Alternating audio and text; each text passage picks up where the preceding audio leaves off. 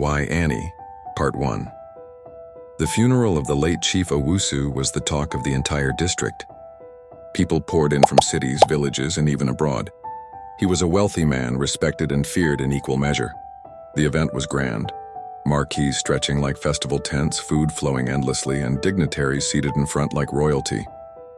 Amidst the noise and bustle, Annie moved quietly, dressed in a simple but elegant outfit, helping her friend, a local caterer, serve guests.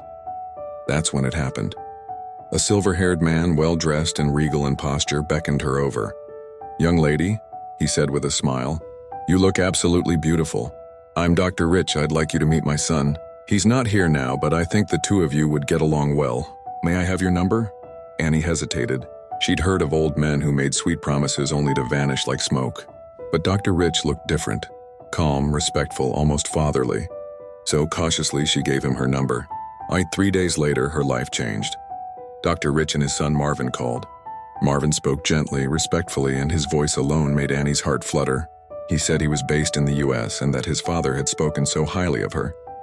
Then the gifts started coming. New clothes, expensive perfume, a phone.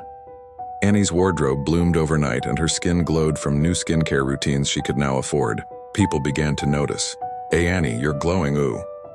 This your beauty day, fear me." Even her gait changed.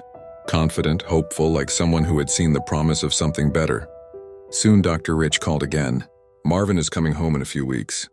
He wants to marry you. We're sending money for you to prepare. Be ready." Annie's joy was uncontainable. She began low-key preparations. Fabric, hairstyling, new shoes, a soft pink jewel for the ceremony. But her excitement made her careless. She told her best friend in confidence. Then another close friend. Then one more. Each time she ended with, "Please don't tell anyone," but tongues wag. By the end of the week, the whole village was buzzing. "Did you hear Annie is marrying some rich man from America?" No wonder she's been flaunting herself like that. Why Annie? What does she have that I don't? One girl in particular, Sarwa, couldn't sleep. She stared at the ceiling while her mother stirred herbs over the fire. "Why her, Ma? Why Annie and not me? She's not even the prettiest." "My daughter," her mother said darkly, "sometimes life doesn't hand you blessings. You have to take them." The day came. Marvin arrived, tall, calm, and just as gentle as Annie remembered over the phone. The village was alive. Songs were being rehearsed, a cow slaughtered, tents being erected.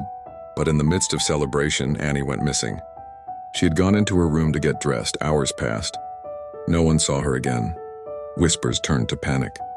Guests murmured, her mother cried. Then a young boy who had been picking mangoes near the edge of the forest saw something strange earlier. A van parked, and two masked men dragging a girl into it. The search led to the bush behind the village.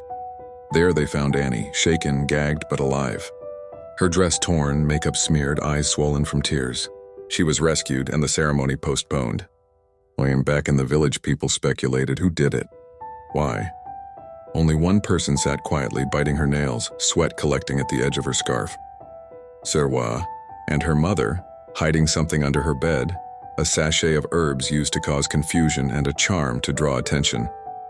Moral: not every blessing is meant for everyone, and not every silent face is innocent. When envy mixes with entitlement, destruction follows. And sometimes the test of a true blessing is who tries to steal it.